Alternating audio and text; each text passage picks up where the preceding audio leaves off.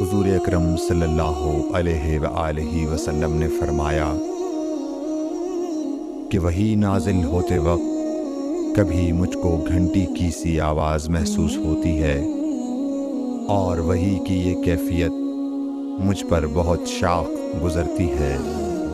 جب یہ کیفیت ختم ہوتی ہے تو میرے دل و دماغ پر اس فرشتے کے ذریعے نازل شدہ وحی محفوظ ہو جاتی ہے، اور کسی وقت ایسا ہوتا ہے کہ فرشتہ بشکل انسان میرے پاس آتا ہے اور مجھ سے کلام کرتا ہے، بس میں اس کا کہا ہوا یاد رکھ لیتا ہوں۔ صحیح بخاری حدیث نمبر 2۔